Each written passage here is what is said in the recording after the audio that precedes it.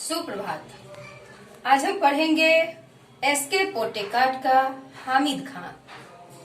प्रस्तुत कहानी में लेखक की पाकिस्तान स्थित तक्षशिला की यात्रा के दौरान वहां के निवासी हामिद खान से मुलाकात का बड़ा ही सजीव और जीवंत चित्रण प्रस्तुत किया गया है। लेखक ने कहानी के माध्यम से हिंदू मुस्लिम एकता का पाठ पढ़ाते हुए एक अनजान व्यक्ति की सहृदयता को अभिव्यक्त किया है।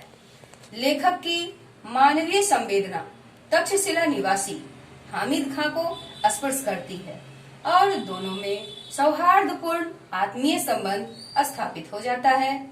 लेखक ने आज के प्रासंगिक मानव मात्र के लिए प्रेम भावना की शिक्षा देते हुए आपसी प्रेम, सौहार्द और भाईचारे का मार्मिक और सार्थक विवरण प्रस्तुत किया है।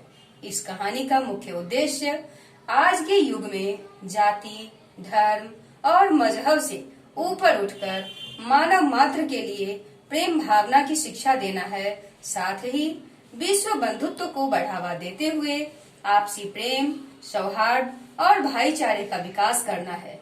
यह कहानी हमें यह बताती है कि मानवीय मूल्य सभी धर्मों और मान्यताओं से ऊपर है।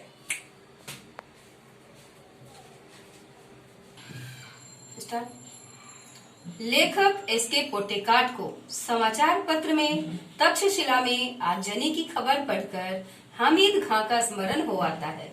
वह भगवान से विनती करता है कि हे भगवान, मेरे हामिद खां की दुकान को इस आगजनी से बचा लेना।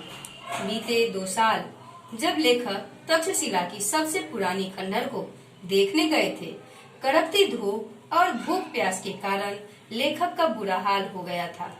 रेलवे स्टेशन से करीब 5 मील की दूरी पर बसे एक गांव की ओर निकल पड़े। चारों तरफ चक्कर लगाने पर भी कोई होटल नजर नहीं आया।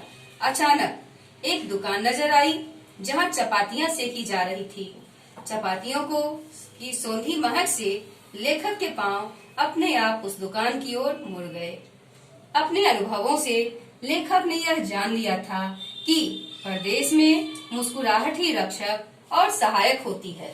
सो मुस्कुराते हुए लेखक दुकान के अंदर घुस गए, जहां एक अधेड़ उम्र का पठान अंगीठी के पास सिर झुकाए चपातियां बना रहा था। लेखक ज्यों ही दुकान में प्रवेश किए, वह बेलना छोड़ लेखक की ओर घूर घूर कर देखने लगे। लेखक ने भी उसकी ओर देखकर मुस्कुरा दिया। लेखक धीमी आवाज में पूछा, खाने को कुछ मिलेगा? चपाती और सालन है, वहाँ बैठ जाइए। उसने एक बेंच की तरफ इशारा करते हुए कहा। लेखक बेंच पर बैठकर रुमाल से हवा करने लगा और दुकान के भीतर झांककर देखने लगा। चपातियां अंगारों पर रखते हुए एक अधेड़ उम्र के पठान ने पूछा, भाईजान आप कहाँ के? पठान ने पूछा कि आप कहाँ के रहने वाले हैं? मालाबार के लेखक ने कहा। उसने पूछा, यह हिंदुस्तान में ही है ना? हाँ, भारत के दक्षिणी छोर मद्रास के आगे। क्या आप हिंदू हैं? लेखक ने जवाब दिया, हाँ। उसने एक फीकी मुस्कुराहट के साथ फिर पूछा, क्या आप मुसलमानी होटल में खाना खाएंगे? लेखक ने कहा, क्यों नहीं, हमारे यहाँ तो बढ़िया चाय पीनी हो तो बेखटके मुसलमानी होटल में जाया करते हैं। हमारे यहाँ हिंदू मुसलमान में कोई फर्क नहीं होता, सब मिलजुल कर रहते हैं। हमारे यहाँ हिंदू मुसलमान के दंगे न के बराबर होते हैं। उसने लेखक की बात को बहुत ही ध्यानपूर्वक सुना। काश मैं आपके मुल्क आकर यह सब अपनी आंखों से देख सकता। मुझे आपकी बात पर तो पूरा यकीन है, पर मैं इस पर ईमान नहीं कर सकता कि आप हिंदू हैं, क्योंकि यहाँ कोई भी हिंदू आपकी कही हुई बातों को इतने फक्र के साथ नहीं कह सकता।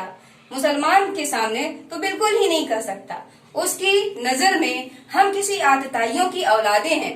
हमें इस हालत में अपनी आन के लिए लड़ना पड़ता है, यही हमारी नियति है। उसकी आवाज में सच्चाई कूट कूट कर भरी थी। लेखक ने पूछा, आपका शुभ नाम?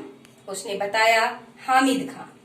हामिद ने अब्दुल से कुछ आदेश दिया। वह दुकान के पिछवाड़े की तरफ भागा। भाईजान, जालिमों की इस दुनिया में शैतान भी लुक छिप कर चलता है। किसी पर धौंस जमाकर या मजबूर करके हम किसी का प्यार मोल नहीं ले सकते। आप ईमान से मोहब्बत के नाते मेरे होटल में खाना खाने आए। ऐसी ईमानदारी और मोहब्बत का असर मेरे दिल पर क्यों न पड़े। अगर हिंदू और मुसलमान ईमान से आपस में मोहब्बत करते तो कितना अच्छा होता। धीमे स्वर में बोलने पर यह अंगीठी से आखिरी चपाती उतार कर खड़ा हो गया। उसके बाद लेखक को उसने खाना परोसा। लेखक ने बड़े चाव से भरपेट खाना खाया। लेखक ने रुपये देने चाहे, परंतु उसने लेने से इनकार कर दिया। मुस्कुराते हुए हामिद खान ने लेखक का हाथ पकड़कर बोला, भाईजान माफ कीजिएगा, पैसा नहीं लूंगा, आप मेरे मेहमान हैं। लेखक के विवश करने पर उसने रुपया ले लिया, किंतु लेखक को लौटाते हुए कहा, भाईजान मैंने खाने के पैसे आपसे ले लिए, मगर मैं यह चाहता हूँ कि आप अपने इन पैसों से आप अगर अपने स्थान पे पहुँचे तो किसी मुसलमानी होटल में जाकर इस पैसे से पुलाव खाएं और तक्षशिला के इस हामिद खां को याद करें। वहाँ से लौटकर लेखक तक्षशिला के खंडहरों की तरफ चला आया।